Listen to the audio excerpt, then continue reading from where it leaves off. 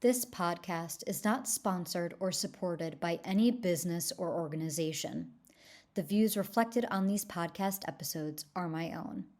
Please be aware I am not a medical expert, travel agent, or any other kind of expert. Hey everyone, welcome to the Eat, Explore, Love podcast. I'm Ashley. This podcast is based off of my blog of the same name, Eat, Explore, Love. It talks about the unique challenges in traveling around the world when you have celiac disease. Due to sort of popular demand, I decided to also record a podcast to delve a little deeper into my travels and the lessons learned along the way.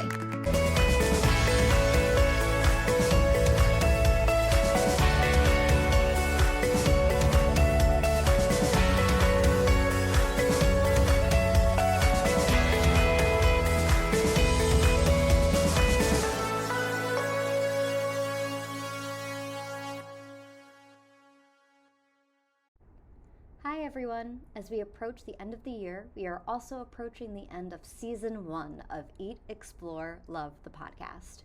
It's been a wild ride with lots of adventures to share. We are taking the first few months of the year to regroup and figure out our next steps, and the Eat, Explore, Love team would love to hear from you. We have a couple of ideas brewing, but we want to hear from our listeners to see if there's anything that would be helpful for you. We're looking for any type of feedback, ranging from, should I look into getting a co-host? Would you like to be more of an active part of the podcast where I interview you guys about your favorite cities? Would you want to hear from more medical experts, travel experts, self-love experts? If you have any thoughts, we want to hear them at hieatexplorelove@gmail.com. We at Eat, Explore, Love appreciate all of your support and kindness in listening over the past year. That's 130 episodes that you've sat through and listened to. I've been so lucky to not only be able to go on all the adventures I've been able to experience, but I've been so lucky to have all of you to share this with. Make sure to sign up for our newsletter and send us an email at hieatexplorelove@gmail.com. Now, back to the show.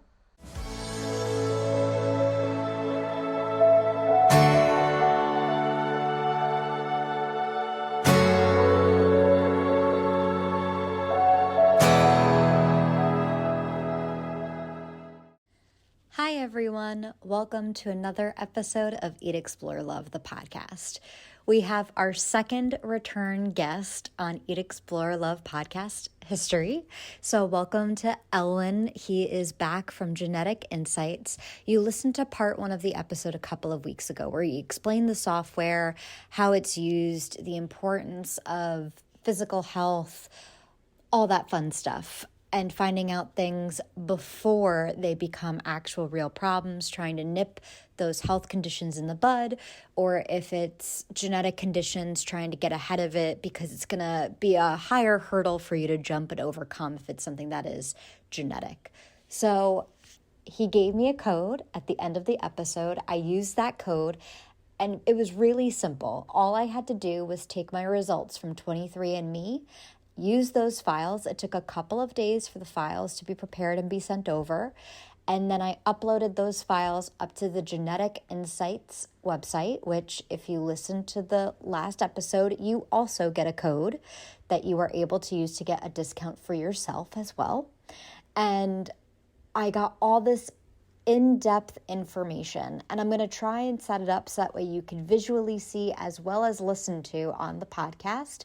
This is an experiment, everybody, so we'll see how this works, and your feedback will be vital at hieatexplorelove@gmail.com. And he takes me through essentially everything that we need for being able to read and digest the information.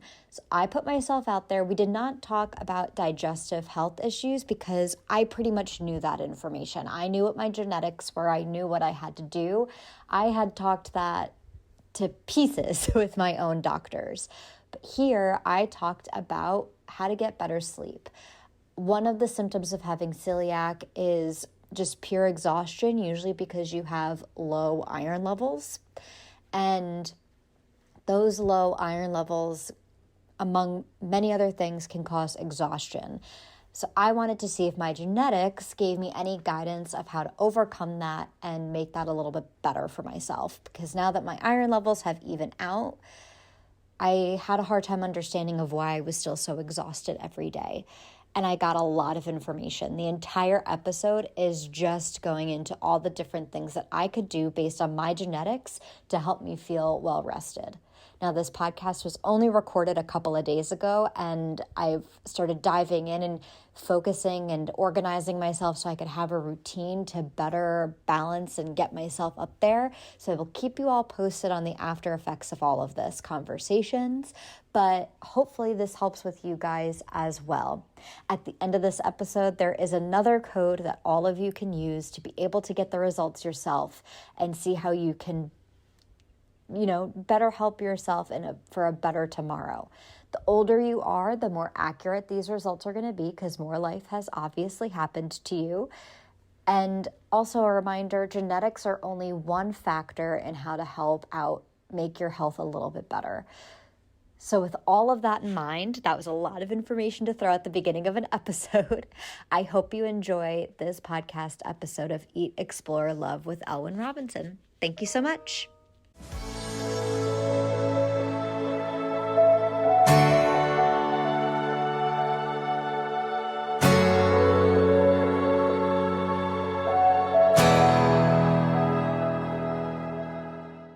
So welcome back to the podcast. So excited to have you here.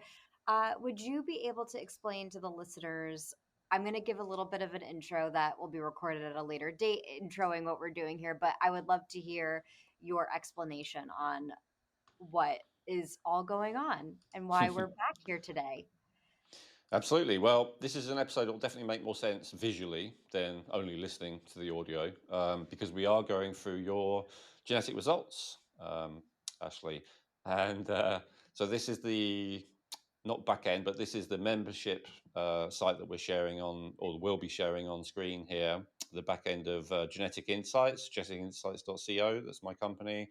If you would like to, have a look and see what we do, but we're going to show you based on looking at Ashley's results. And so we have done no preparation for this, right? Ashley and I, we have not talked beforehand. In fact, I was saying to Ashley, I've had a very busy week, so I haven't looked at your results at all. So I'm really going in blind, which I guess is good from an authenticity point of view. And we're just going to see what the results are saying. And we're going to see, first of all, if it's accurate based on your experience, based on any test results that you've had so far, blood tests, saliva, urine, whatever, if there are markers there that are the same. That's always interesting. And of course, based on your lived experience being the most important thing. And then we're also going to see, most importantly, if it can actually be helpful, right? If it can give some insight. There may be some things that you have struggled with, or you're worried that you might struggle with, or even that you are struggling with. And then we can see, is there a genetic basis for it? And sometimes it's obvious, it's not something you're suffering with, for instance, but often people come and, they'd like to lose some weight and they're wondering, is there a genetic basis? And sometimes it's as simple as looking at the overweight report and seeing, yes, you do have that genetic tendency. But sometimes it's not that simple. Sometimes it's not as obvious as that. But then we look and we see maybe, you have a genetic tendency for being hypothyroid. Is that something that you've investigated with a doctor to see if that might be a cause of why you can't lose weight? Or you have a genetic tendency for insulin resistance. Is that something that you investigate with a doctor to see, that might be a potential cause why you can't lose weight? Or you don't digest carbohydrates very well, or whatever, right? There is many different things that it can be. And so, that's the case for a lot of different issues. Sometimes it's obvious exactly what's causing it, but in many cases it's not. And so the genetics can be really helpful to work out what's going on behind the scenes. The amount of information that our system provides is vast. It's something that you can dip into, probably for the rest of your life and carry on discovering information. And so, if people like sometimes, especially if they get the all access, which is what you got actually, where you have access to over 500 different reports. Each of those reports has, in some cases, dozens of pages. So it's a very large amount of information.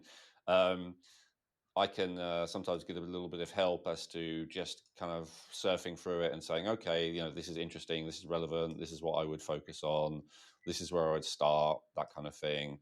And so I thought, I offered to do that with you today, Ashley. And I've not done it with many people because most people do not have the courage or the authenticity to want to share the what's the word the secrets buried in their genetic code with their audience. But I've done it on my channel, and always very appreciative when people are happy to do that. So thank you. Yeah, absolutely. I mean, how else are people going to get the help that they need unless they see sometimes you need to see it to believe it. So happy to do that. And if anything too extreme or too personal as far as family history stuff comes up, then I'm fine to share for myself. But if other people get involved or if I have to talk about family members, we'll just cut that out. That's easy. Yep. No problem. Yeah, absolutely. So I kind of started actually at the issues you have least likely with. Let's start with some positive news. Now, just to clarify, I know we covered this in the last episode, but just a brief recap for people who didn't see it or maybe have forgotten. Obviously, this is not a diagnostic tool. These results will be very similar throughout your life. It slightly varies by age, but not much. So, just because you have a high risk for something does not mean you'll ever have it, because there is more to health than only your genetics. There's also your lifestyle, your environment, your diet, all of that kind of stuff. Um, and of course, just because you have a low risk for something doesn't mean you definitely won't get it either. Because even if you have a low risk, if you really abuse your body, if you really don't look after yourself or whatever, you can still manifest it. So none of this is written in stone, but it is pointing to tendencies. And so, I can say with a lot of confidence that say, if you are living a healthy lifestyle and, doing your best in a lot of ways, and then you also have a low genetic tendency for something, I can say with a quite high degree of confidence that this is something that's very unlikely to manifest for you. And sometimes we'll see high risk things, but there's something that is very rare. So Mhm. even if you have a high risk for something, if it only happens to 1% of the population, you're still probably not going to get it, just Mhm. statistically, if that makes sense. um, so yeah, looking at some of the areas that are good, I'm kind of sharing my screen here.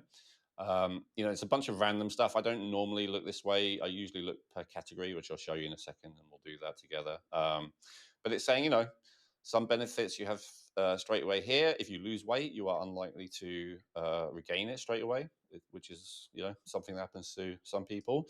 You are less likely to be addicted to tobacco, to suffer from tinnitus.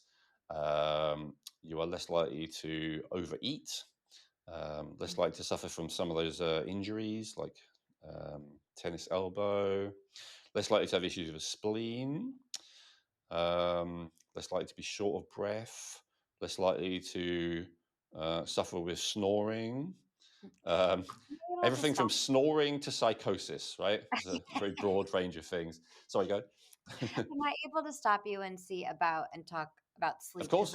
that was one of the main things that I wanted to see because I have a horrible time sleeping. And part of me thinks that's genetic because there's some family members of mine that I'm in the direct lineage of that also have issues sleeping. Hmm. Um, so I wanted to see if I'm predisposed or if there's anything Yeah. here that you're like, yes, there are some ways that we can help based on the genetics that we're seeing here.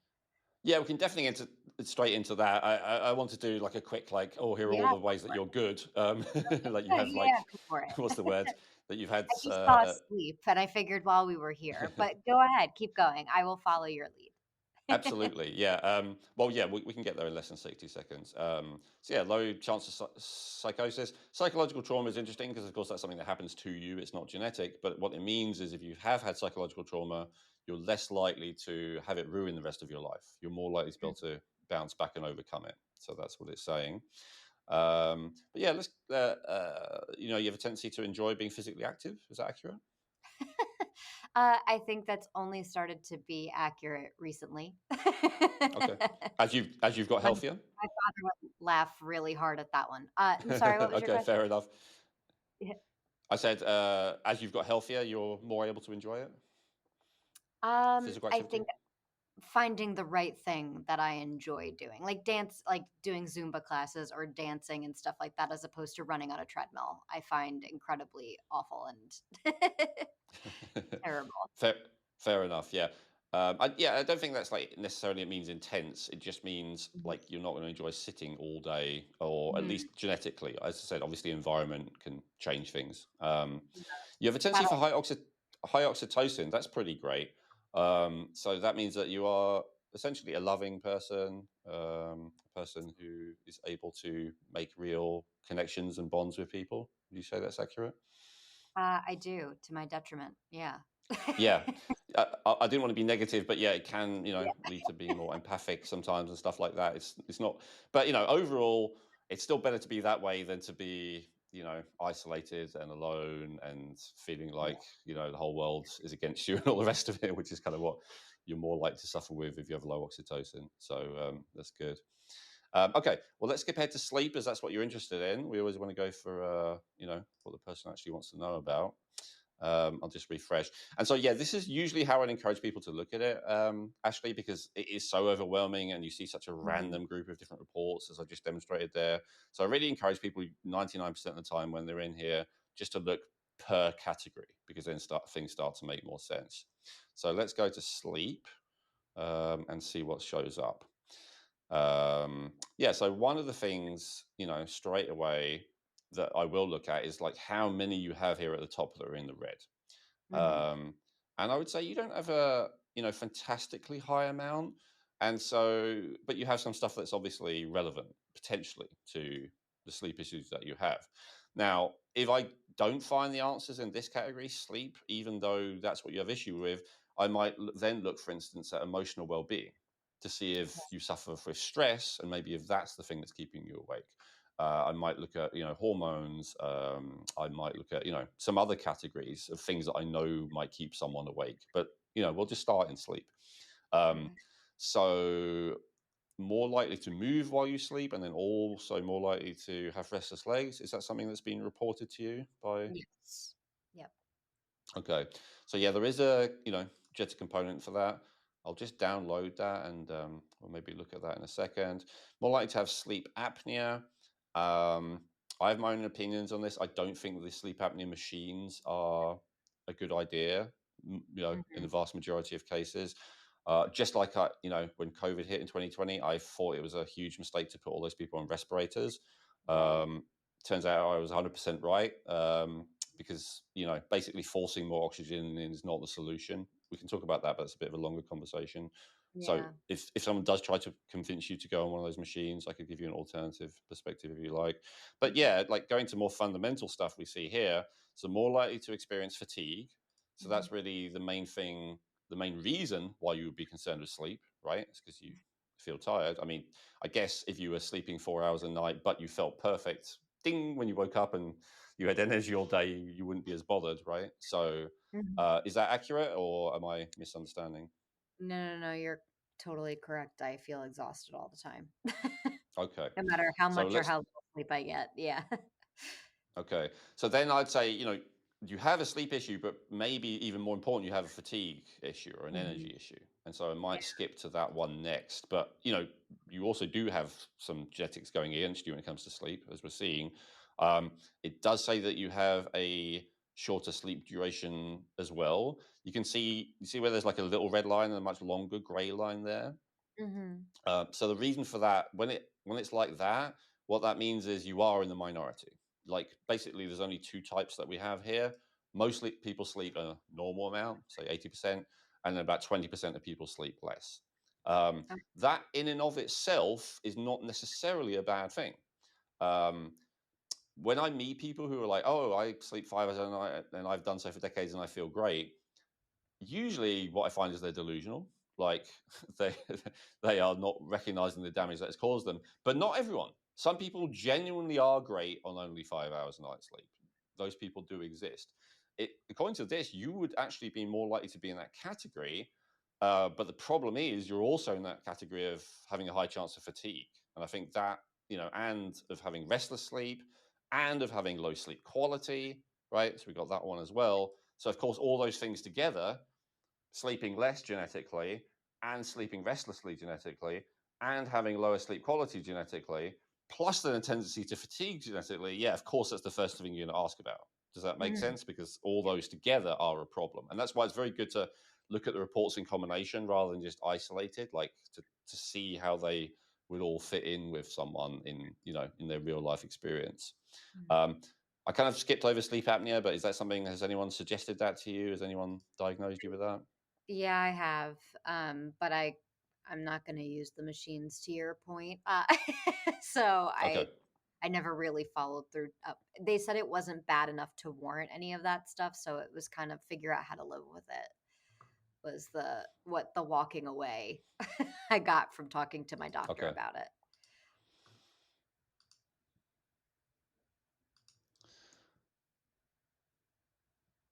You there, Ashley?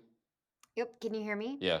It just cut out, and your video is very grainy for me. I Oh, wonder great. if there's anything I can do about that.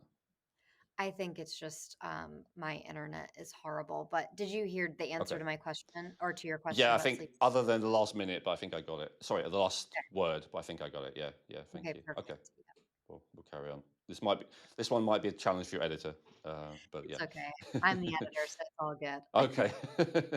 So, okay. So, yeah. So, okay. So that makes sense. Yeah. Well, if you want, we can have a deeper conversation about why I wouldn't recommend and what I think is really going on with that. But let's proceed and focus on fatigue for now. I think that's probably more of a focus for you.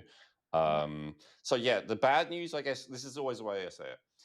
If you have a problem and it's in your genes, the good news is you can feel validated. You're not imagining it. It's not that you did something wrong necessarily. Like, what's the word? Nature, God, your parents, like, have made this more difficult for you, and so you can feel validated in that. Of Good. course, the Another thing to blame my parents for. of course, the bad news is if you do have a genetic tendency for something, that does mean it's more difficult to overcome Mm, because you have that stacked against you. So it is validating, but it is also, okay. yeah. But it's valid. I'd say validation is the thing to focus on because, of course, if you're talking to other people and they're like, "Oh, Ashley, like you always seem so tired. Like I don't get it. Like da, da, da, you seem to eat well or whatever. Like, and you seem to prioritize sleep. Why are you still, like people don't understand when they don't have the same challenge that you do. Right. So I think it can be very helpful to have that validation, and Mm, certainly it has been for me with my own issues that I have a genetic predisposition for. So I hope that's validating. Um, yes. so I would say let's have a look at a couple of these. Sorry, I think I have to change how I'm sharing screen for that. 1 second. So yeah, so this is an example of a actual report that you would get, and so you can see. We can scroll down. This is all just the basic information that's in every report in case you want to share it with, say, a doctor or something. So I basically tell everyone, if you've read it once, then just skip down. So then we get to page 11, and you can see there's only a few variants that we've evaluated to make this particular determination that you're more likely to make, you're more likely to move in your sleep. And there's not a percentage score here. And you can see um, so I think we talked about SNPs last time, right? That these are Hmm. these variations, alleles in your genetic code, and you happen to have the variations that increase the risk of this problem, which is why it's in red there. If you see that, if that makes sense, and then you have some that are also higher risk but not as high risk, which is why they're in orange there. So of the four variations, you kind of have all four. So I would expect a strong genetic tendency. And then you can see some recommendations here based on your genetics. It's actually interesting to see the very first one there. It's not something that I would naturally think of, but it's dietary iron. I don't know if this is something that you've had tested to make sure. Have you ever been tested for anemia? Yes, and usually people with celiac have a deficiency in iron, and because of the celiac, when I tried to take iron supplements, my digestive tract just rejected it. So I had to Yep. get iron infusions. So maybe that's something I have to get checked again because it did even out after the infusions. And it's funny looking at the list of foods of the cereals, spinach, beef. I have a hankering for those at times, and Hmm. So it's my body telling me you need to eat more of that. So it's interesting. But yeah, Yes. I'm not surprised as someone with celiac that would be the number one thing that they're saying has to be done. Yeah, I mean, this is specific to your genetics, but yeah, sure. I Yes. mean, you can definitely draw that collection. And also, just having vitamin C will help with iron if Mm, that does agree with you. You can literally not eat any more iron, not take any iron supplements, and still have more iron just by increasing the vitamin C. So that's like another mhm, route to go. okay. I think if you're into seafood, mussels are like the highest. It's not on this list, but it's like the highest of all, it's higher than oysters or anything else here. Um, so having those like twice a week, I think provide like a whole week's worth of iron, recommended dose of iron. So if you like them, that's a good way. But yeah, like regularly having red meat, of course. Even though on that list we do see things like spinach, we do have to understand that like heme iron, which is the type in animals, is much more easily absorbed than Mm, um, than the plant-based iron in spinach, for mhm, instance, right? So, yeah, probably animal-based ones. And as long as you're happy to eat meat, I would mhm, say the key probably is just and fish. Then the key is just to eat more. I would eat, and I recommend this to people in general, unless they are strongly, have a conviction to be vegetarian, is really to mhm. have animal protein, by which I mean really a dead animal, not even dairy or egg, like with every meal. I would recommend that to anyone. Um, The documents that that you're able to download those mhm. are also specified for each person. So everybody that has fatigue, they're not going to get the same order of recommendations. It's going to be strictly based on their genetics and how the order of recommendations on what to do about it come up. Is that true? Yes. I mean, Okay. strictly like if you see someone else's, there'll be a lot of commonality because it's also ordered based on the amount of impact and evidence. Hmm. So you'll see most of the things on the list have quite a low score for impact and evidence. If I scroll down a bit, they're all like 1 and 1. So you would tend to not have something with such a low score for impact and evidence at the top. So that's why if you compared your sleep movement report or someone else's, there probably would be some commonalities in terms of order it is in. But yeah, there's definitely some variation, and that variation is based on your genetics. Absolutely. Okay. So you might have dietary iron, but someone else might not. That might be number 3 for them, for Okay. instance, Understood. if that makes sense. Yeah. Yep. Um, Absolutely. and yeah, I mean, it's funny with the iron that I almost wouldn't look any further than that to, think about fatigue or, chronic fatigue. Yeah. There are many possible causes of low energy, and honestly, iron isn't usually the first one that I focus on. First thing I usually focus on is maybe thyroid, adrenaline, stuff like that. But if you know that you have low iron, that may be the most obvious immediate thing to address. Certainly to test to see if it's still the case, and you want to test iron, and you want to test hemoglobin as well because that's really what matters. That's how well your red blood cells are transporting oxygen. That's really the key thing, and it's super, super important for energy. So, if I could give a quick crash course on energy, actually, while I have this pulled up in Yeah. front of me. Um, in fact, yeah, no, let's not do that. Let's do the quick crash course while I have the energy category over here. Where is it? There we go. Um, so energy comes from basically two things. It comes from the food we eat and the air we breathe, if that makes sense. Yes. So in terms of the food we eat, a lot of people focus a lot on that, obviously, and it does matter. And it's partly calories, it's carbs, protein, and fat, but of course it is all the other nutrients.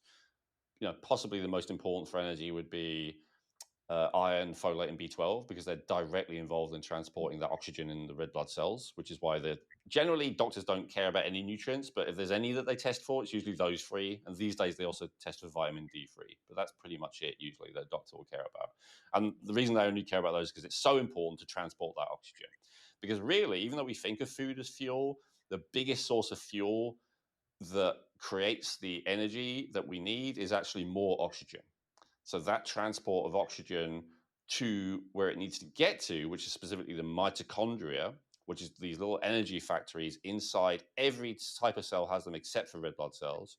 So in order to create that energy, that mitochondrial energy, if the body does not have enough oxygen, it can only produce energy by a process called glycolysis, which is extremely inefficient. And basically, it only produces 2 units of ATP, which is energy, for 1 unit of glucose, which is food. Whereas if there is enough oxygen, it can go through a whole complicated process, Krebs cycle, oxidative phosphorylation, and all the rest of it. And it can produce up to 28 units of ATP per two units of glucose. So basically, you can get 14 times as much energy from each unit of food if you have oxygen versus if you don't have oxygen available. Okay. So, plus, if you don't have enough oxygen available, the the glycolysis as a kind of end product, it creates lactic acid, and that lactic acid increases the feeling of fatigue and increases the feeling of pain or discomfort in the muscles, which is why often people who have CFS, chronic fatigue, and ME, they also have fibromyalgia. The two go together. So chronic constant pain and chronic constant fatigue go hand in hand because they are both side effects of excess lactic acid. And Yeah. the excess lactic acid is a side effect of not enough oxygen getting to the mitochondria. And a potential cause for not enough oxygen getting to the mitochondria is lack of iron. Going back to the iron. So this is why iron is super, super, super important. It's not the only thing, but it can be enough to make all the difference, both to fatigue and, as we just saw in that example, sleep as well. Now, of course, there are other potential issues. And so that's one thing I'd encourage you to investigate. As I said, you should be able to get that tested for free. The doctor will do that, especially if you say you have symptoms of like low energy. But there are other things it could be. And so if I look at your category here of increasing energy, if I'm still showing my screen, you can actually see. So first of all, yeah, so you've got 8 different things here. So there's actually several different candidates, all of which just in and of themselves could cause chronic fatigue. And so I would investigate all of the ones I'm about to mention if you're interested in improving fatigue. So first one is hypoglycemia. Mhm. So is that, first of all, is that something you're familiar with? You know what it is? Is it something that anyone's ever said you might have? Is it something? No? No, Okay. not at all. I realized I Uh, need to verbalize as well. Sorry. No, I have not. okay. Okay.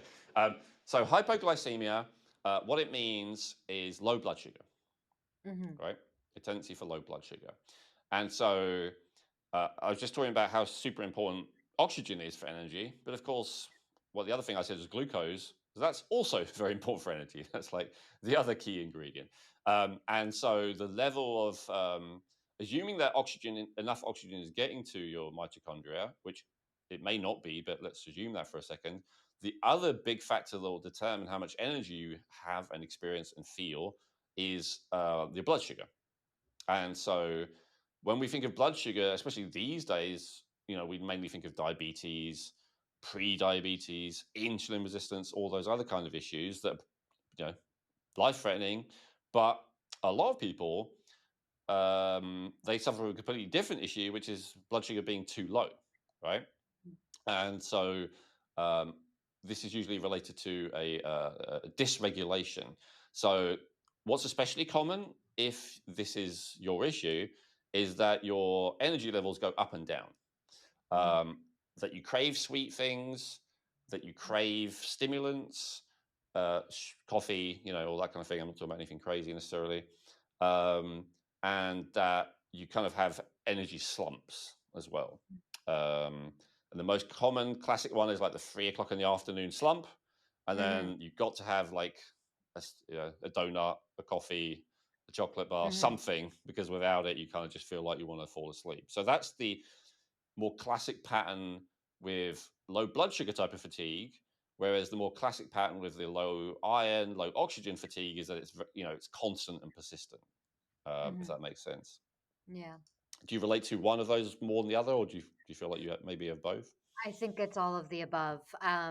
Yeah, Okay. because I definitely I purposefully have stopped.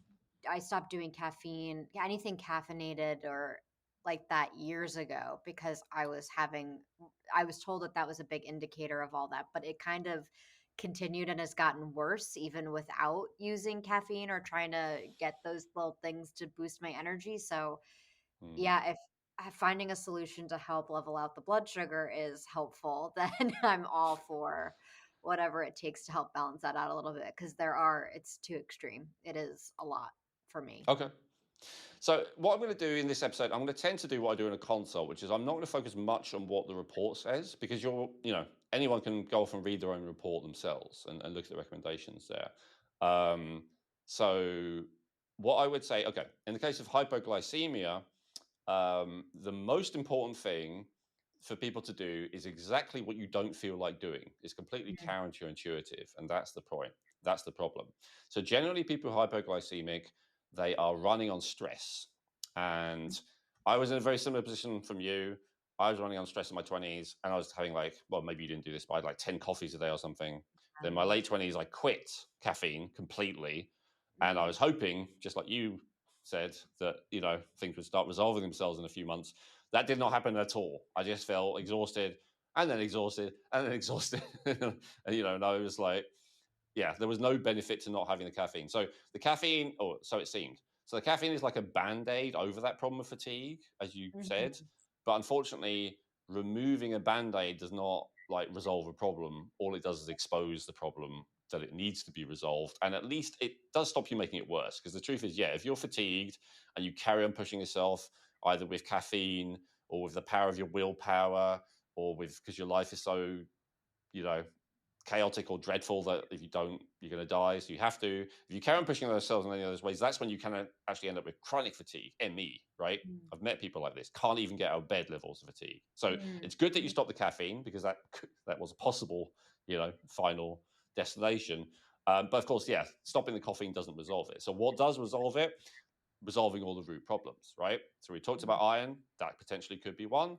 I would also look at hemoglobin. I would also look at B12 and folate, because not only, just to skip back to that one for a second, because not only do you have a tendency perhaps to need more iron, but you also have, you can see here, a genetic tendency for lower levels of hemoglobin.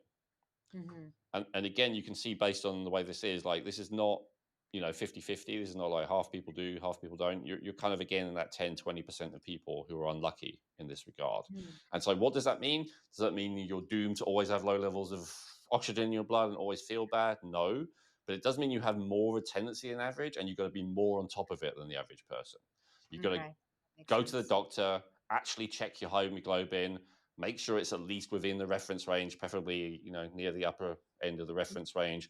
If it's not, what can I do about it? Is my iron low? Is my B12 low? Is my folate low? Is my thyroid function low? Is my, am I suffering from hypoglycemia? And maybe other stuff that we'll look at, right? Like, these Mhm. things become more important if you have a genetic tendency. Okay. So you have a tendency for hypoglycemia. You do also have a genetic tendency for high levels of what we call HbA1c. I think over there you guys just call it A1C in the US. Um, Mhm. so this means if you've had your blood sugar test, this is usually the cheap test that they will do if you just do a general test. And so Mhm. based on this, basically, a normal doctor will very rarely diagnose hypoglycemia, because if your blood sugar is too high, you could get diabetes and you could die. If your blood sugar is too low, it can completely ruin the quality of your life, but you won't die from it, and so they don't really care. That's like the simple explanation. People very, very rarely die from hypoglycemia. If they do, it's usually medication induced. So because it's Okay. not life threatening, they don't care.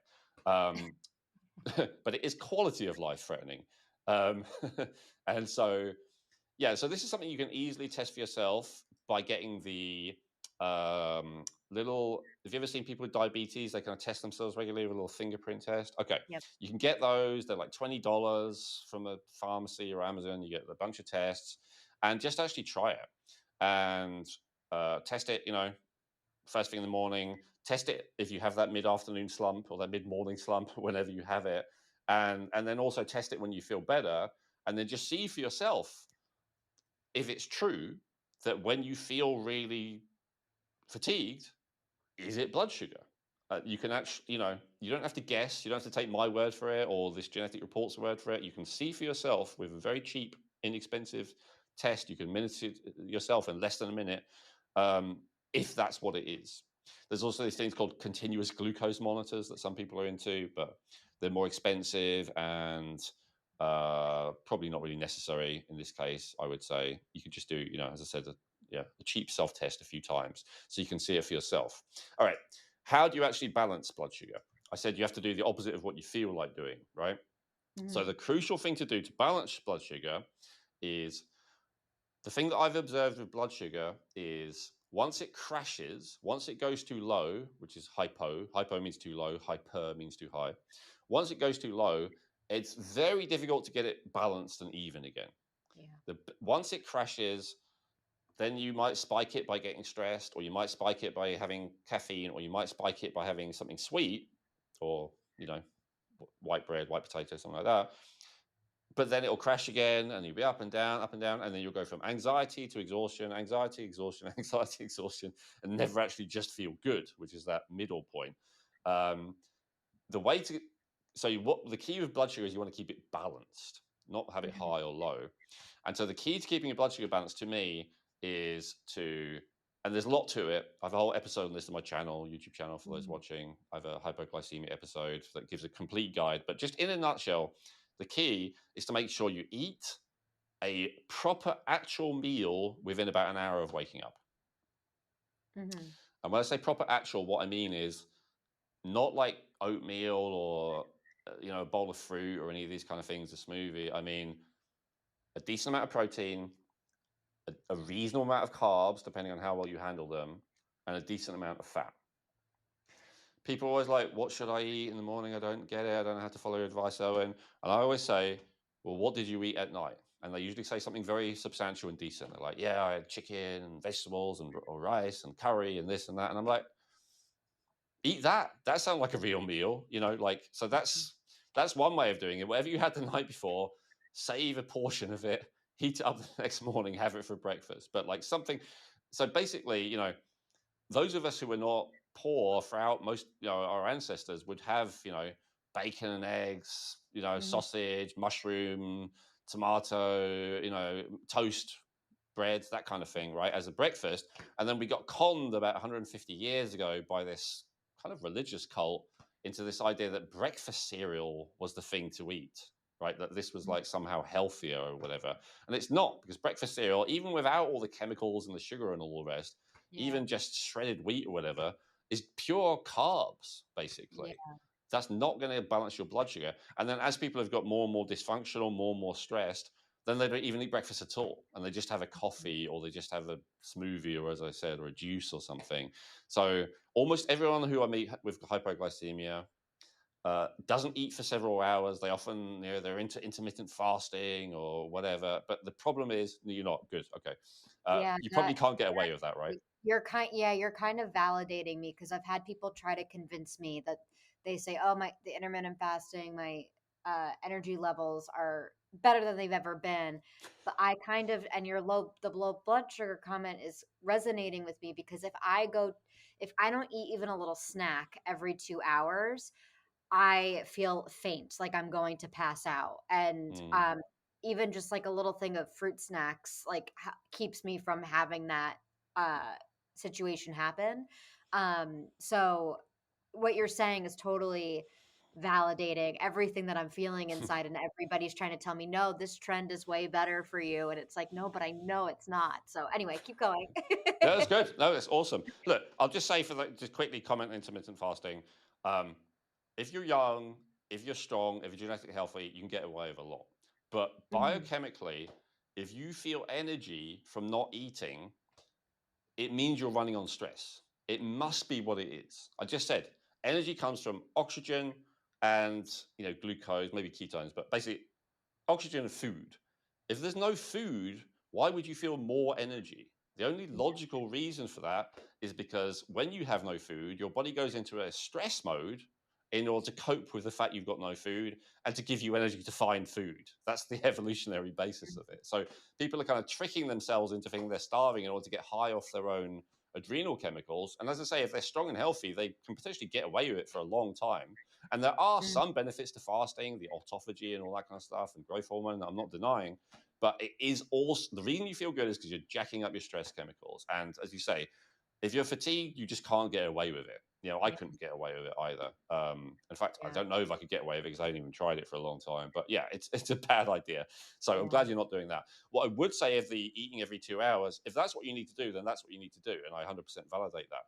However, I would suggest, if you try eating the way I'm suggesting, where you have a really decent amount of protein every meal, preferably animal protein. Eggs are fine. Like, say 25% of calories coming from protein, and then we find the right amount of carbs for you, and we'll look at your carb report to find out what that is in a minute. And the right amount of fat for you, and the fat is crucial. I think if you need to eat every 2 hours, what I'd guess is that you're having not enough protein and fat and too much carbs. Okay. Yep, makes sense. That's yeah. Right. And it can be the other way. Some people have, if you have too much protein and fat and not enough carbs, you feel like you can feel heavy and too tired immediately after you eat. But if you feel more like your blood sugar is crashing like 2 or 3 hours after you've eaten, that's usually the opposite problem. That's too many carbs, not enough protein and fat.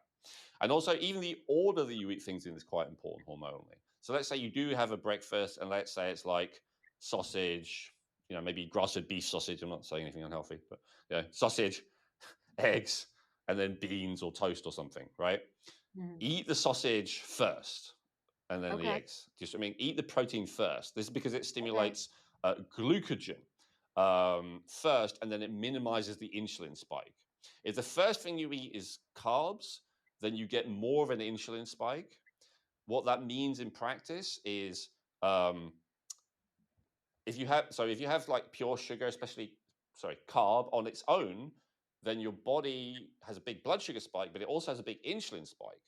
And that insulin spike forces the blood sugar down, often too much, and that's when you get that tired, jittery kind of feeling. But if you have the protein and the fat first, and then you have your carbs, almost as a dessert immediately afterwards, that insulin spike is a lot less. First of all, just because the carbs are absorbed more slowly, and because of the fat, and then also because the protein will stimulate a different hormone, which will minimize the level of insulin. So that would be my fine tuning as well. And I'm not saying to do anything like drastic, but I believe if you do that, then you'll be able to go 3 hours between eating, 4 hours between eating, even 5 hours between eating, and you might be able to get to 3 meals a day, which is not maybe a virtue in and of itself, but it's just more convenient and practical, right? I went through it at one point. It is a real hassle having to eat every 2 hours, right? If you want to be doing stuff, so it's good to be, Does that make sense? So All makes that's sense. that's how I do it, Odie. That way, I would make sure within an hour of waking up, which it sounds like you're already doing, which is awesome. And then, yes, frequently throughout the day. And yes, look, if you're hungry, if you start to notice your blood sugar drop, eat no matter what I said or what anyone said. But I think if you eat the way I'm suggesting, you will be able to go longer between eating. And the other benefit of going longer between eating is hydration is also important for health and blood sugar. And if you drink a lot of, any liquid, let's say water, like less than 2 hours after you eat, you're going to dilute your stomach acid and interfere with your digestion. So if you're eating every 2 hours, when are you drinking water in a way that's not interfering with your digestion? It's not even possible. Does that make sense? So that's another reason. And also, all the people who say there are benefits to fasting, they are partially right. And it's true, when you haven't eaten for a while, your body goes into autophagy, which is recycling old cells, and it goes through a detox process and all the rest of it, and the liver and the kidneys, etc. And so if you're eating every 2 hours, there's very little time for your body to detox anything. So I'm not saying you have to go 16 hours without eating, but even if you manage to go 4 hours without eating or 5 hours without eating, then that increases that window that your body can do its own self-cleaning, if that makes sense. Gotcha. Yeah, that totally makes sense. Awesome. Okay. Any questions on hypoglycemia before I go to the next thing? No, this all makes total sense to me. Awesome. All right, the next one, and I said this is one that I would usually, the first thing that I would look at if I had someone come to me who just said they had fatigue and I didn't have any other information, and it's this one, the underactive thyroid. So did we talk about thyroid the first time I was on? I'm sure we did. We talked about a whole lot. Yeah. I think I did. So I won't do the whole thing again. I will just remind people, low thyroid function is criminally undiagnosed, is the root of many, many other problems, fatigue being the most obvious, but also digestive issues, allergies, intolerances, chronic infections, dry skin, constipation, premature weight gain. Sorry, not premature weight gain, hormonal imbalances, especially sex hormones. Often women have low sex drive, for instance, with with hypothyroidism.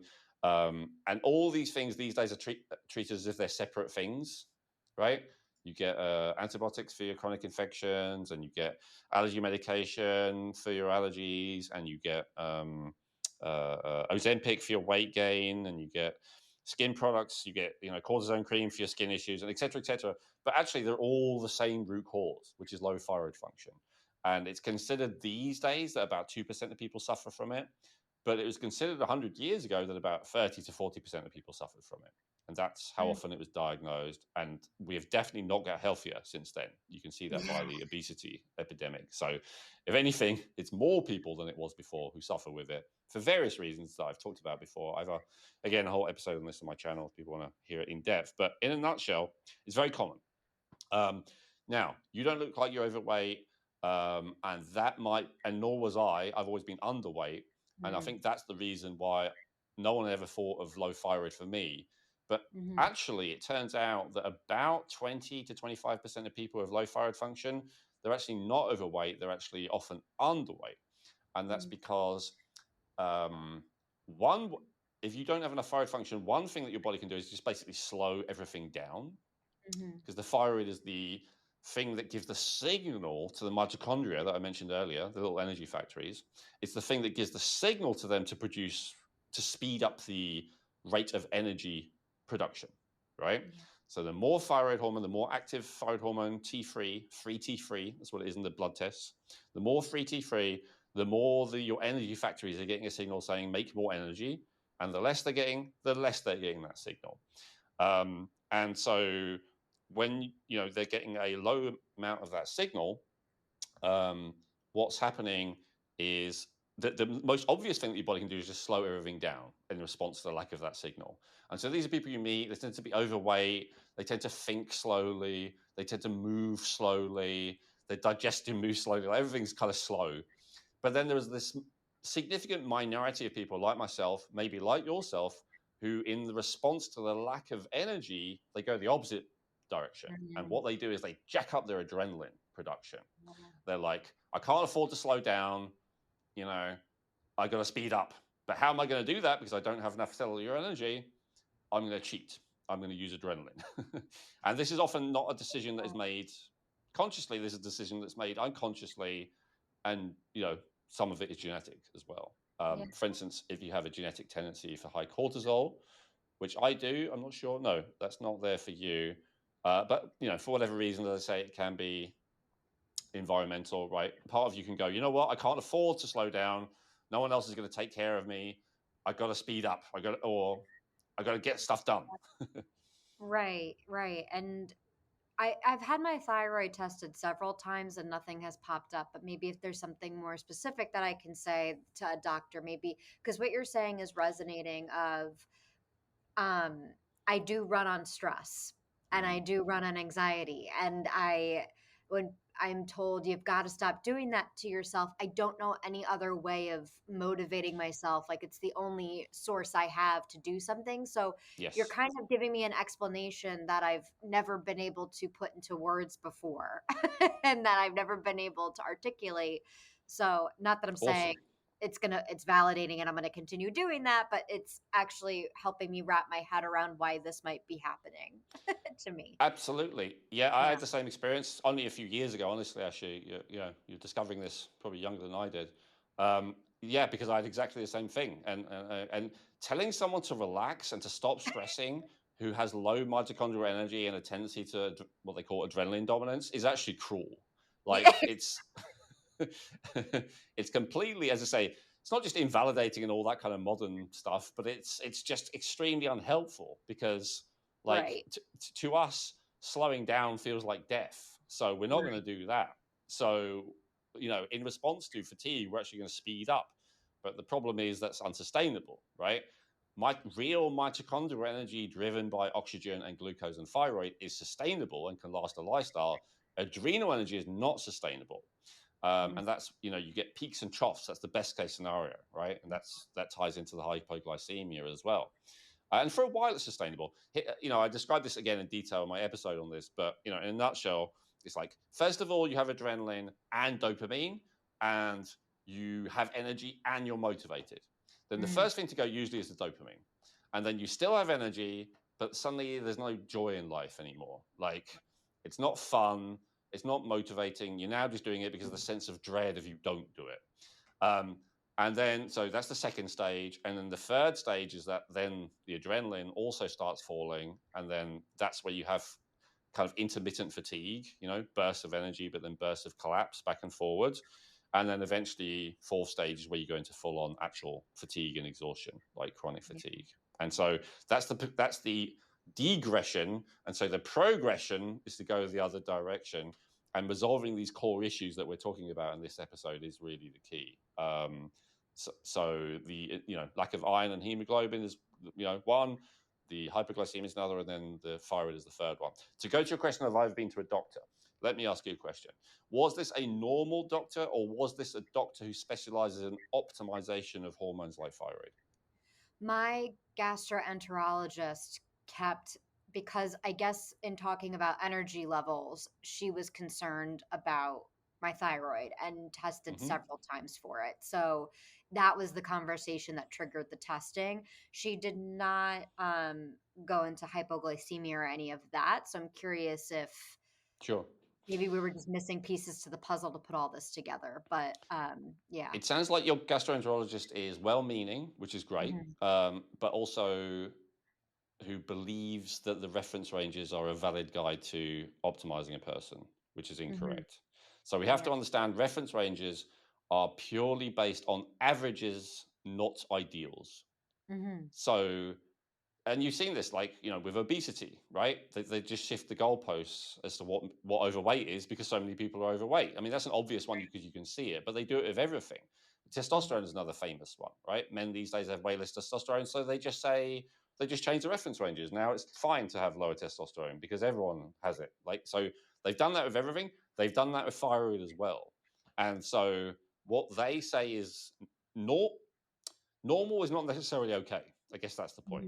So you may be normal, meaning, you're in that 90% range of, depends. Sometimes they only test TSH, which is kind of completely useless. So if that's all they tested, then that's the first red flag. Yeah. But even if they tested what they should have done, which would be free T3, free T4, and the two different antibodies, those are like the 5 things you should normally test a thyroid if you actually know what you're doing. Even if all those are in range, so free T3 is the most important one. That's the one I said, like, literally tells the cells to make energy. If you're near I can tell basically how you're going to feel by where you are in that reference range over 90% of the time. If you're near the bottom of the reference range, you probably think you're depressed. You probably haven't got much energy. If you're near the top of that range, you're probably happy and you're joyful. And like literally, but they're both normal. Right. Like, they're both normal because they're both within that reference range. And actually what I found is if you're a little bit over that reference range of T3, I think normally it's like 4.2 or something, depending. If you're like 4.5, then you're happy. Like, then you're good. So the best way to actually assess thyroid function, there's a great doctor called Broder Barnes, who wrote about 100 years ago. He really, made people aware of this issue. Is actually your temperature, not any of the blood tests. And so what you do is you get a mercury thermometer, or mercury type, because mercury ones are illegal these days, but it's like gallium or something. And I say that because the electric ones, they're not sensitive enough. They vary too much each time you use them. So you get an old style thermometer, and I recommend you put it in your mouth, hold it there for 5 minutes, don't open your mouth, don't talk, don't do anything. Make sure you hold it properly, and then look at your temperature. If it is 98.6 during the day, then it's unlikely you have a significant thyroid issue, although I'll give a caveat for that in a second. But for most people, it is lower. 100 years ago, 98.6 was normal. You can look at the medical textbooks. Now they're trying to make it that, like, 97 is normal. Again, because when the whole population becomes unhealthy, they don't go, well, actually, they're starting to in your country, right? There's a little bit of a movement of people interested in working out what the hell is going on, why so many people are suffering of chronic disease. But anyway, until recently, no one has looked into why is everyone getting sicker. They just change the reference ranges. And temperature is another thing they've done that with. But the actual healthy temperature to be is about 98.6 degrees Fahrenheit, or 37 if you're the rest of the world. And if you're like more than a degree lower than that Fahrenheit or half a degree centigrade, then you have some degree of low thyroid function. That's really the correct way to measure it, is my understanding. As I said, used to be any medical doctor's understanding until they kind of messed everything up around the 1960s and 1970s.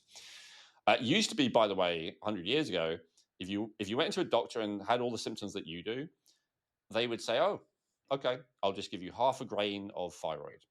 That's a measurement they used to use for this natural animal glandular thyroid. So they just give you half a grain. You come back a month or two later, and they'd say, how are you doing? And if you said, don't really notice anything, they'd say, okay, have another half a grain. And they'd keep doing that. And then eventually you'd come in, maybe you're on 2.5 grains, 3 grains, and they go, how are you doing? You're like, actually a lot better. I'm starting to lose weight. We've got energy and all the rest. They go, okay, we'll keep you on that then. Like, that's how they used to diagnose it. They would literally give you a little bit and keep giving you a little bit more until you felt better. It was as simple as that.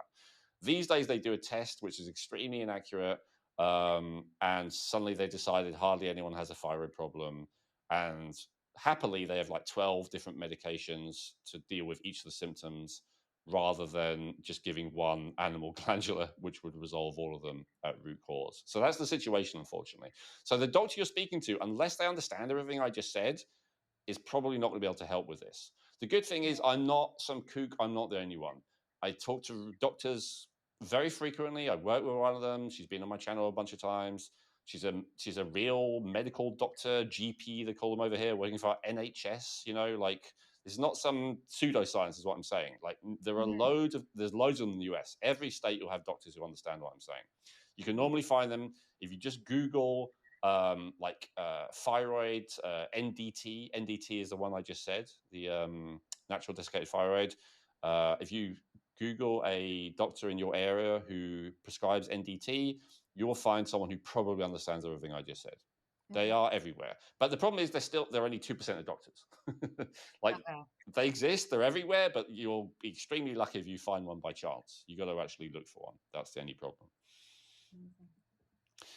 Wow, all that information. We've been talking for almost an hour, and that's just been on sleep and energy levels. So that shows how comprehensive that this is of just and your genetic insights. Yeah. And I understand, like, not everyone wants a consultation with me, can afford it, whatever it might be. But like, at the end of every report, I link to videos where I basically talk about all this. So let's say if you just watch the underactive thyroid, if you just got the underactive thyroid report, you scroll to the bottom, you'll see a link to a video where I spend 2 hours explaining everything I just tried to explain to you very quickly. So it's like, you don't have to have a consult with me. All the information is there, but that's how I do it, kind of virtually, for most people who want to save money. So yeah, if we look at your underactive thyroid, I'm not going to look at the recommendations because I've already made that, but I'm just interested to see. Yeah, okay, here we go. So if I'm still sharing my screen, you see you're in the 94th percentile here. Okay. So you see here, like we say, up to 1 in 10 people may have an underactive thyroid. That's because on every report here, everything we have to say is 100% mainstream medicine. We don't say anything that CDC, NIH, all these agencies would have a problem with, right? So we have to stick to the mainstream perspective. I then do my bit to tell you, maybe it's more than 1 in 10, right? But that's unofficially, that's coming from me. That's my opinion that you can research for yourself. But that's the official position that it's 1 in 10 people. But look at this. Even if we're right and it's only 1 in 10 people, you are in the top 6% most likely to suffer with it. Do you see that? Yeah. So even that, statistically, we could say there's a reasonable chance that even by a normal perspective, if you don't have it yet because you're still youngish, certainly compared to me, you're young, then it might happen at some point, right? And so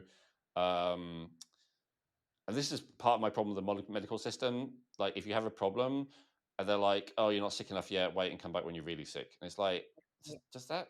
Wouldn't it make better to try and resolve it now before it became really serious right. and life threatening and way more expensive for you? No, okay, never mind. But yeah, so you may not be at that place yet where it is a medical problem. But it took me until I was 40 before it got bad enough that the test results showed it was a real medical problem. I wish I'd have known about all this earlier and not got to that point in the first place. Yeah, So that's why I'm quite passionate about teaching about it now. yeah. Um, so yeah, you're in the top 10%. Sorry, you're in the top 6% for that. So again, depending on the doctor, again, I work with plenty of doctors who would take that seriously and would do testing based on it. Obviously, I can't guarantee that all doctors are like that. But if you have an open-minded doctor, you can give something like that to them. Um, a friend of mine who's a business partner who hates all this stuff, never takes supplements, eats a normal diet, all the rest of it.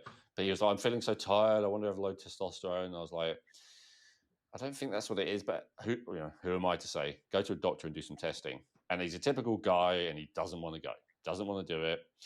And so eventually, because he's my friend, but also my business partner, I'm like, if you want to be part of this genetic insights thing, you're going to have to do it yourself. You have to see what it's like. So, all right then. So he does it, and it's easy as well, right? You can just put the saliva in a thing and send it off. You have to go to a doctor and get your blood drawn and all that. So he does it. And then he gets his results back, and I look at it, and I was in the same category of him as you. And I looked at the increasing energy, and I looked at the top one. And for you, it's number 2 here. You can see second one, Mhm. but for him, it was number 1, underactive thyroid.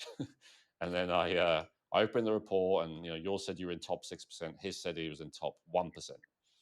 And I said to him, look, you're in top 1% genetic risk. It really is worth it. Anyway, because of that, and only because of that, he went to a doctor.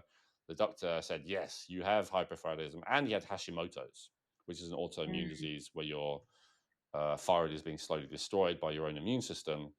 And so seeing that was enough for him to bother to actually go to a doctor. And so I know you'd be willing to go to a doctor anyway, but seeing this hopefully would be enough for you to yeah. keep going to doctors until you find one who actually takes you seriously. Because Yeah, I think it's also helpful to have this as a guide to know what specifically to talk because, mm, there's, as we're seeing and we're talking about, there's about 1,000 different things at least of what could be causing low energy or whatever. So yes, hopefully to be able to say I did several genetic testing results, whether it be 23andMe, but I took my 23andMe test, brought it into your um, software, and this is what it's saying. Hopefully, that gives a direction to go in, and that they're receptive and don't look at you like you have 3 heads. Which so far, whenever I've spoken to doctors, they've been very receptive and willing to just try it out because what's the worst mhm, that can happen? It that's great. doesn't. Yeah. So, but hopefully, other people are kickstarting. I think this is great simply for it gives you an area to focus on and give your Yes. doctor action items because if you don't, then they blow you off more. It seems to me anyway. Yeah, the gastro you gave an example of, they seemed helpful, but the problem is they just don't know, right? And some of them Yeah, are open. I get emails regularly from medical doctors who, yeah, like, someone told me about. Can you explain it more to me?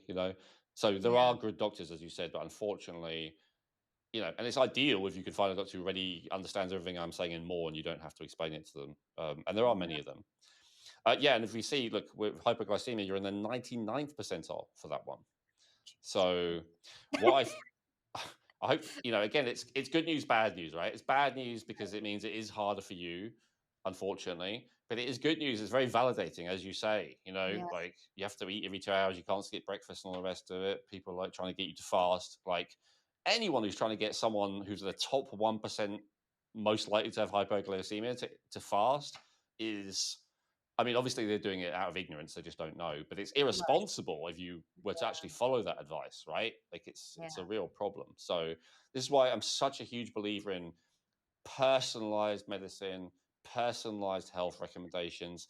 Stop giving out generic one size fits all anything, yeah, advice. I'm very wary of anyone who does. I did it myself in, my distant past, I'm ashamed to say, but I'm doing my best to correct the record now and say, actually, we're all very different. Um, and so, yeah. Just seeing if there's anything else here in as you started with sleep and fatigue. I think what we've talked about, I mean, overactive thyroid, you're also more likely to have an issue with that. But that is rare. It's like less than 1% of people who have that. Plus, you don't have the symptoms of it really. So I, personally wouldn't focus on that. I wouldn't worry about that. Just explain the sleep apnea thing for a second then and how it connects. So there are a lot of problems with being stressed, right? Everyone knows that. There's problems psychologically, there's problems in work, relationships, all kinds of things, and there's many, many problems in health. Everyone talks about it. But one of the things that is not talked about, which is super, super important, and it goes back to that oxygen thing that I talked about. So in order to transport oxygen, you need iron and B12 and folate. We talked about that in the red blood cells. But in order to get oxygen, and as I said, this is well known, this is why doctors do test for it regularly. What is not disputed by any doctor or scientist, but for some reason almost completely ignored, is this other fact, which is that in order to get oxygen from the red blood cell into the mitochondria, you need enough CO2, also known as carbon dioxide. Right. And there's this weird thing about carbon dioxide, like everyone seems to be against it, both environmentally and health-wise. They treat it as if it's a waste product, even though they know it was discovered in 1904 that carbon dioxide is essential for transporting oxygen to the mitochondria, which is essential for life. If that doesn't happen, you die within a few minutes. But they still treat it as a waste product, which is just crazy to me. So the more stressed you are, the less you are able to tolerate carbon dioxide. What does that mean? So if I were to ask you to breathe in right now and hold your breath, or let's say breathe in, breathe out, and then hold your breath, what would you say what is it that makes you eventually go, I can't do it anymore, I need to breathe? What's that based on, would you say? A feeling in my chest that I need Yes. to breathe. And because what? I need to breathe because Okay. I'm going to breathe, or else I'm going to breathe. I need to breathe because. I don't really have any thoughts about it. I hold it in, and then when I get a tight feeling in my chest, I then release it. But I think it's because I know I'm slowing my breathing down to calm myself down that I don't allow those thoughts. I might be a bad person to ask. Okay, fair enough. Yeah. Well, I think when I've asked most people, what they say is because I've run out of oxygen. Oh, okay. Right? Yeah. No, my chest feels uncomfortable. Yeah. That's why. Well, you're more correct than most people, because actually it's not it's not that you've run out of oxygen, and you're actually a lot closer to what it is. So the thing that tells you to breathe is not running out of oxygen, like most people think. The thing that tells you need to breathe is a feeling that there's too much carbon dioxide. And that would be that uncomfortable feeling in your chest that you just said. Now, the thing is, we need, as I just said, a certain amount of carbon dioxide in order to transport oxygen to our cells. And so the horrible vicious circle that people often get into, it starts off with low mitochondrial energy, maybe because of something like an iron deficiency or because of hypothyroidism, things that we've really talked about. But then when that happens, a person can respond by going into an adrenalized stress mode, which we've also just talked about. But when that happens, when you're in adrenalized stress mode, your ability to tolerate carbon dioxide goes down. So what you'll find, for instance, is if you've ever had a panic attack or got really, really stressed. Okay. So when you do, you feel like you can barely breathe, right? Right. Okay. Right. We also know, let's say that you're kind of fast walking or jogging and you've got one person on either side of you. One of them, you're just about managing to keep up. They're like casually having conversations as if it's no big deal on the left. On the right, they're like going, Right. Which of those two people would you consider to be the healthier one? The one on the left. Absolutely. Why? Because they have more of a tolerance to carbon dioxide. In other words, it's no big deal for them to move because exercise generates carbon dioxide in the body. So the more unfit you are, the more that you're like, because you can't tolerate the carbon dioxide and you're trying to blow it off as quickly as possible. And the more fit you are, the more you can, no big deal, right? So it's a sign of fitness, it's a sign of health to be able to tolerate carbon dioxide, and it's a sign of disease and sickness and lack of health to not be able to tolerate it. And unfortunately, stress increases that massively. And that's where it becomes a vicious circle, because the lower your energy is, the more stressed you become. The more stressed you become, the less you can tolerate carbon dioxide. And the less you can tolerate carbon dioxide, the lower your energy is, because you don't have the carbon dioxide to get enough oxygen to the cells, Yeah. and then it becomes a vicious circle. Does that make sense? Yeah. So one of the things to do to really break that cycle as well, and this was discovered by a guy called Buteyko in Russia. He worked with people in all facets of society, but specifically he worked with people who are dying, and he worked with like elite athletes and like astronauts. And what he found is the really fit people, just like we just said, they could hold their breath for a really, really long time. And the people who are almost dying, almost dead, they could barely hold their breath for a really, really short period of time. Yeah. And so he noticed that obvious correlation. But then he asked a very interesting question. He said, if the sicker they are, the less they can hold their breath, and also the more they breathed. So he noticed like super elite athletes only were breathing 4 liters a minute of air. The average healthy person, maybe 6 to 8 liters a minute of air. A really sick, dying person, about 16 liters of air.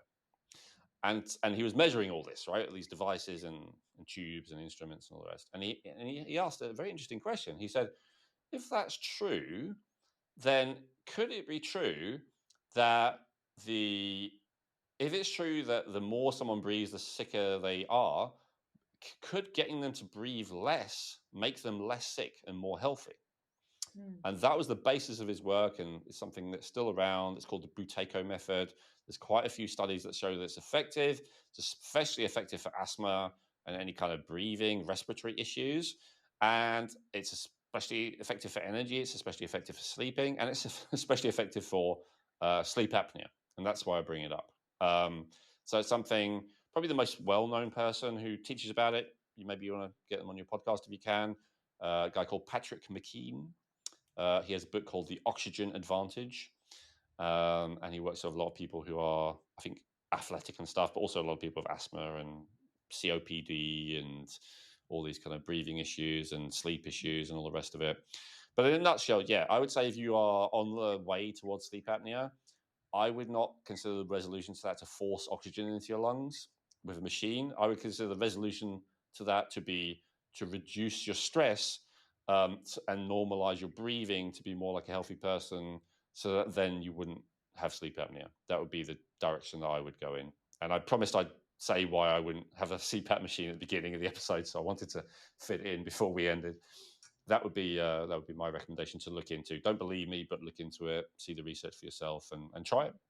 Yeah, amazing. And I mean, it's amazing how much we were able to figure out just on one topic alone, because I put a list together of 5 thinking that we would need to go through more. But now I have an understanding of how to even read the data that I Yes. am looking at. So this is incredibly helpful, and the way that you explain it is really nice and easy and digestible for me as someone that failed my science classes as I was growing up through school. They made me stop right away because otherwise those classes were jeopardizing me from getting my diploma. So Oh, really? I, Well, but I, that's a very high compliment. Then, thank you. My yeah. dad, funnily, was a science teacher, so maybe pass something on, even though I'm not. No, this was so completely helpful, and I understood. I followed 98% of what you were saying. So thank you for that. And even in reading the documents, it makes it really easy to understand of where you're at, how seriously to take it, what to do next. So I appreciate that there's also solutions to the problems as well, um, in everything that you guys are doing and your team are doing. So thank you very much for that. It's much appreciated. Thank you. That's awesome. And I just want to encourage everyone, if you feel like if you get your reports and the first thing you think is, oh, well, there's a lot of stuff in there that Elwin didn't say. Like I say the stuff we're not allowed to say in the reports because it's not 100% mainstream approved by all the agencies, right? So my YouTube channel, is kind of like the complement to it, where I tell you the stuff like the Buteyko I just did and all the rest of it, like the stuff we're not allowed to say. So between the two of them, we try and give you the complete picture of kind of reports, which you can, as you say, pass on to a doctor. Like, they're very mainstream, kind of indisputable. But I tell you about maybe the behind the scenes stuff that most people don't know, and how to find, the right doctors who actually get, I guess optimization is the key thing, right?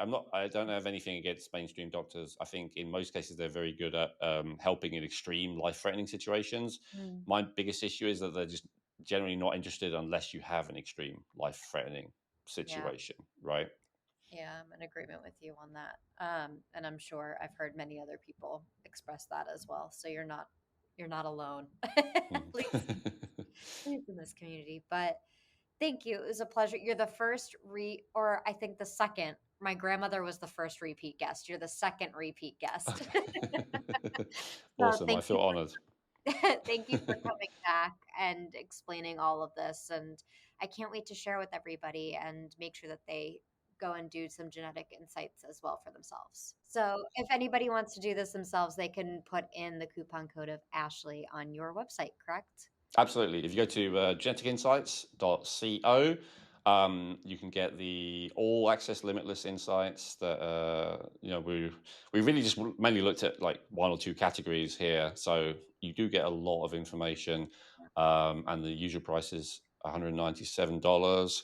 And you can get 25% off. So for under $150, if you use coupon code Ashley, you can get this wealth, abundance of information to help to guide you. We don't claim to diagnose anything. We're not the be all and end all, but as I say to people, we're the first, what I consider the best first step to work out what to do next. Amazing. Well, thank you so much, Elwin. It was lovely getting to speak with you. And as always, till next time.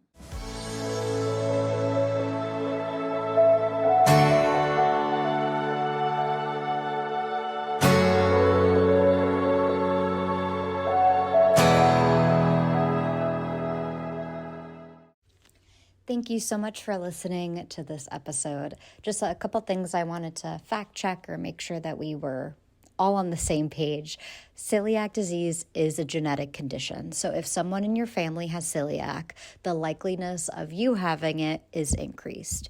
You could also have the markers for celiac, which means that you are a carrier of that gene, and it could become active at any moment in time, or it could not, but it also increases the likelihood of any children that you may have will potentially have celiac if you have the markers for it.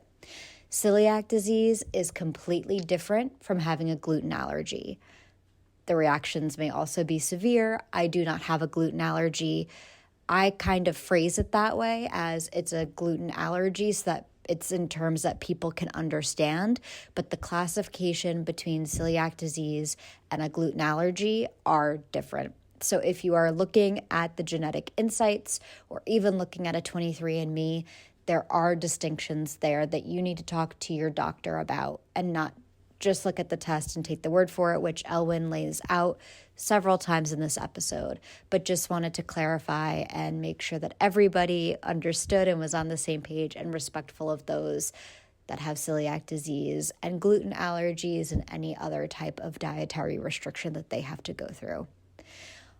Thank you so much for listening. As we said in this episode, the passcode that you can use to get 25% off is Ashley. Make sure to go to geneticinsights.co, use the code Ashley, and then you are able to get your 25% off discount. Thank you so much for listening. Till next time.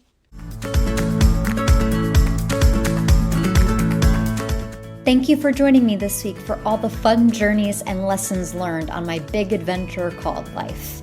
For more information on the different cities discussed, check out the blog posts on hieatexplorelove.com, posted every Monday, Wednesday, and Friday. If you have any questions or fun stories to share, feel free to reach out at hieatexplorelove@gmail.com.